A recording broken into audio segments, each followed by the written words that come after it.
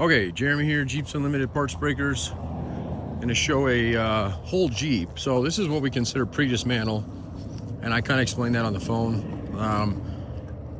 Usually, for those of you that don't know who we are, haven't followed along over the years, I'll just give you a little lowdown. So this is our busy time, January 15th through usually about June, and it's project season. So, you know, it's good. It's a good thing to be busy. In November, December, we're all kind of sitting on our hands, trying to get cleaned up in the yard and whatnot. Well, that's our busy season. It kind of comes around. A lot of times, Jeeps will come in as like this one, and because there's so many other projects going on at this, you know, not necessarily projects, but there are some of those, but mainly dismantle stuff. We don't usually move up the line until we have some, like a buyer, basically waiting to go. So. Pre-dismantle means that I usually shave about, on a frame, it's not a lot, it's about $200 off the price. So I'll save you a little bit on that because you're buying it pre-dismantle, but you're paying only deposit, and the deposit is refundable if, let's say, we were to pull this thing apart and it comes back and it's got, you know, rot in it, or we scope it and see something inside we don't like. So you have that assurance, and then you get a little savings. On a tub, it can save you about $500 for a pre-dismantle, although I have quite a few dismantled tubs right now, so it wouldn't necessarily need to happen on a tub right now, unless, you know, you were looking for a white tub, and then this one would probably be the best one I have at the moment. So anyway, back to the frame. So we do $500 down, and then that just basically puts it on the queue inside, and I get Jerry and Brandon to go willy-nilly on it. Typically, once we have a deposit on something like this, it takes about 3 days to strip it down, okay? And then as far as getting it picked up and shipped out, obviously before we do that, we get it completely down. You can see our YouTube videos and take a look at how many we've sold over the years, but also like what you're gonna expect when it's all said and done. And what you're gonna expect is a full 18 photos on it, and then we usually do about an additional 20-minute video. And that will give you I mean, you'll see it as if you're standing here. Flip it upside down, inside out, you know, you'll see the frame in its entirety. So if there's anything that shows up, it's going to show up then. We send it to you, and we get you the okay. And as long as you give us final approval on it, we get it shipped out. We get it scheduled to hot shot. So typically for a process like this, because it's in pre-dismantle stage, we got a couple days to dismantle it and get your video up. And there's probably another day there just to communicate back and forth. Although it can be faster. I've had literally hot shots in the yard picking up other people's, and I'll be like, hey, we can get this thing loaded, and 3 days later you have the frame. So but I would say within 10 days from dismantle, you'll have it in your possession, and sometimes quicker. But again, usually this time of year we're a little bit busier. So all right, so I'll go up and down on it, and we'll do the best we can. But really, the one thing is, and I always tell people this, but I think it's kind of hard to see sometimes when you're just doing a frame video, because sometimes the buyer often doesn't get to see what the Jeep looks like. And I know I'm going to get 150 messages saying, why are you parting this thing? And well, guys, for 21 years, it's the way I've done it. So there are a few of them that we'll put back together. But this one had 242K on it. It had a hard top on it. The seat, I mean, looking at, you know, not that it matters for a frame, but I do think it just gives you an idea on how well something was taken care of. But I mean, for that many miles and it to look like this inside, and again, it's got a tarp over it because we had a hard top, and I really don't want these interior seats to get all jacked up on it. But even the engine compartment, which is another, so I don't buy these at auction all that often, but when we do, I'll give you a little hint. When you're looking for rust, the best place to look for it is actually in the engine bay, and I'll show you what I mean here. This both hand, my forearm I jacked up last week, so. Okay, so usually pieces, you know, your just steel valve cover bolts, intake manifold, your throttle connection there, your brake booster, just overall, and up through the radiator area, your shroud. I mean, you can tell how clean this is. Not only is it clean, but it was well maintained. I mean, this thing is in really good shape. So And there's always a chance, you know, who knows, you see something on the frame, but I would say we have a pretty good, I have a pretty good knack. Ouch, my finger. So anyway, let's go ahead and do what we can on the frame. And again, it's gonna be a little hard because everything's bolted together. But again, there's assurances there that if we get it down and we see something that we don't like, one thing I wanna point out, and I always point it out in my videos when I get the frame, and we won't clean it up in any way other than just putting the Hotsy on it. But one thing I always like to point out on our frames is this will all clean up, but that's factory black paint on that thing. I mean, that's how, you got a couple of the, where they welded and that stuff comes off over time, rocks come up, gets a little bit, but that's just oxidation. There's no cancer here, okay? And then obviously this guy, we'll peel that guy off, but I imagine that pan's probably gonna be in good shape. And then down forth. And then as far as like the lines go, I know we kind of talked about that a little bit. Fuel lines, brake lines. Guys, that's one of the things that if you remind me before we send them, we'll blow them out. Because you don't want to have that stuff go down the road. See, DOT guy stops the driver and sees fuel leaking out of something and get him in trouble. But we'll blow them all out, and especially if it goes international. Okay, but you can have them. And that's stuff that it's too hard to ship later. So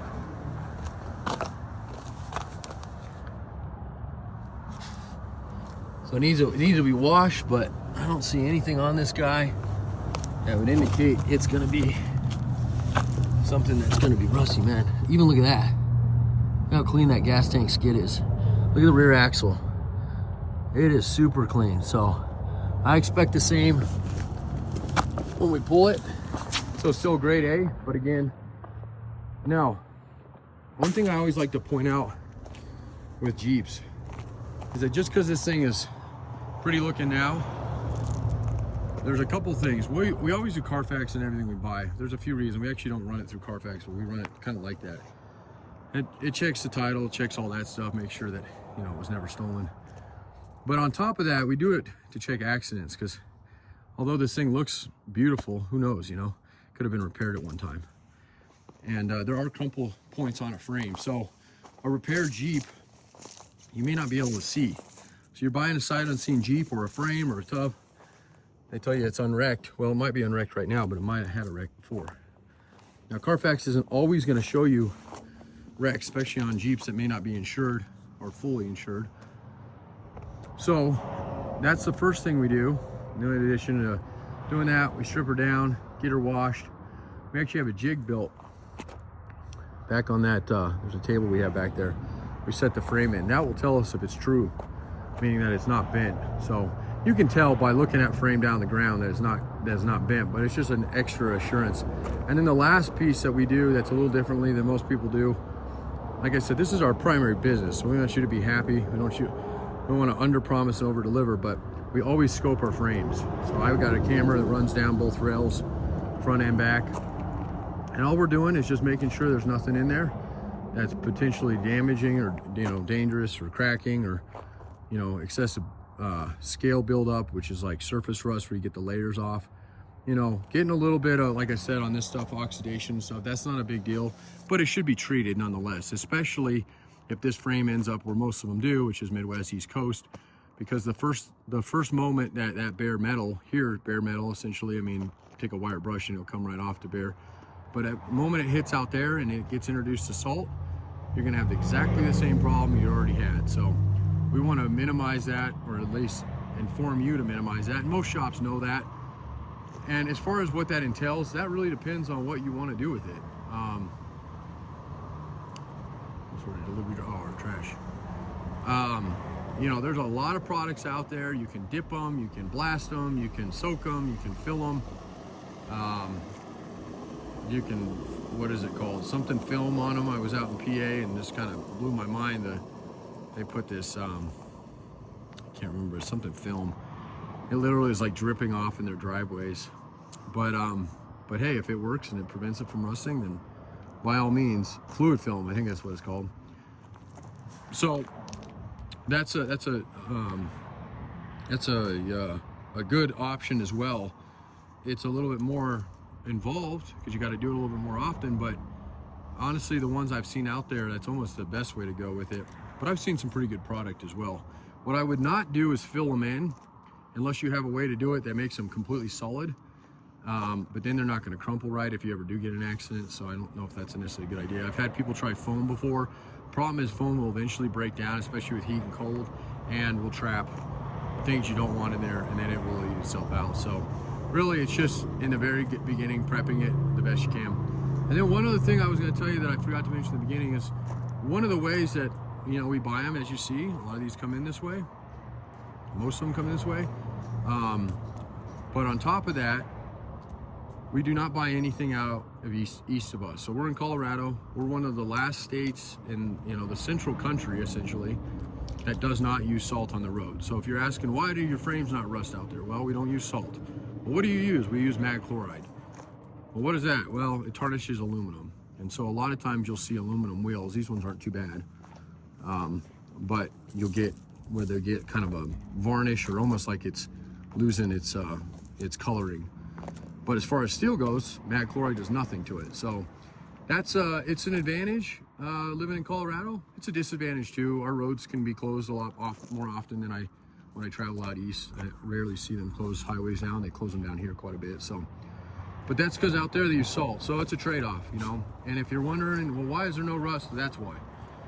And then the other thing is, so we're, you know, Colorado, Arizona, California, most of Nevada, as long as you stick southern.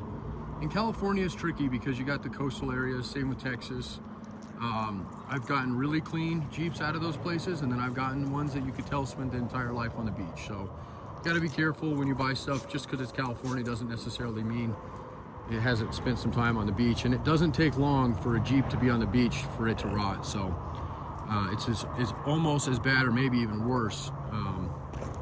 Oregon's the same way. Those states, you know, they don't use a lot of salt products, but I've seen rust in Oregon that you only see in Maine or, you know, Ohio. So Michigan, Wisconsin. And just for you guys, my name is Jeremy, 303-666-9020.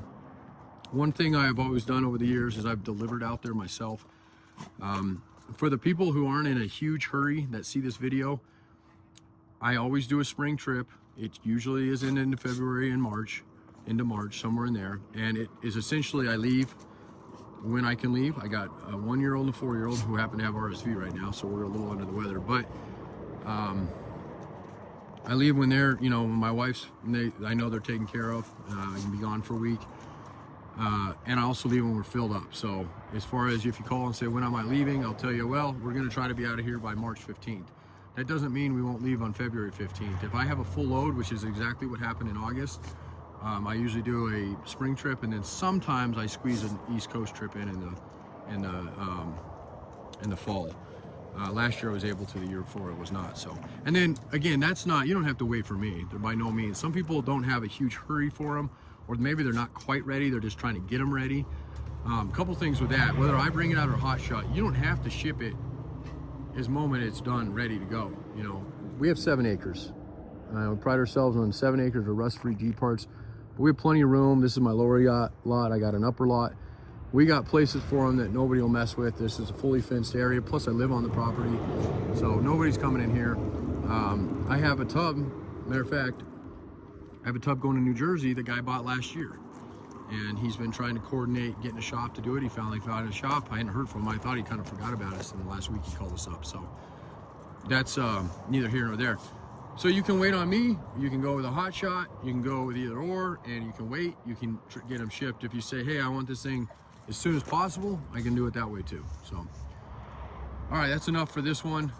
Again, what you can expect from us at this point is, yay, I'd like to take a flyer on that. We write you up for an order, do a deposit. We get it into the shop. Okay, shop's over here, which is kind of a mess right now. There's a lot going on in here, but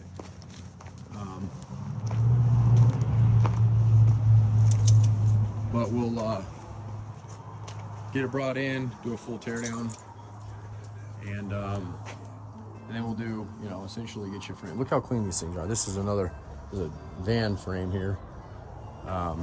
but I mean, just absolutely spotless. This is a 2014.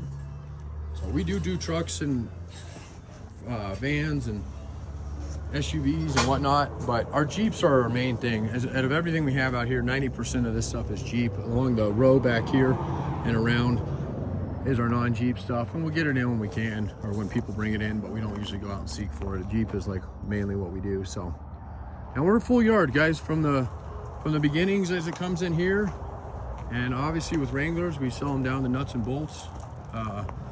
Whereas like a Grand Cherokee or XJ, hey Kevin, how you doing? You know, we'll get as much as we can, and then it goes to the crusher. Although a lot of those are starting to sell the Hulk as well. What was that, bud? Oh, you're good. Oh, you're fine, man. So yeah, and man, I can't tell you how thankful I am for sunshine. It has been absolutely brutally cold, which I shouldn't complain, because I know a lot of you guys out there are cold all the time, especially in the winter. But we had that weird storm come through. It was like 6 degrees for 2 weeks, and not a very fun place to be outside in that kind of weather. But I know it was colder in other places. So, but look, it's like 45 right now, which is typical for Grand Junction, Colorado. That's where we're at. We're high mountain desert. We don't get a lot of snow here, which is nice. It's kind of cool because you can see, I don't know if you can see from here, but there's right through the trees out there. It's called the Grand Mesa, largest mesa in the world.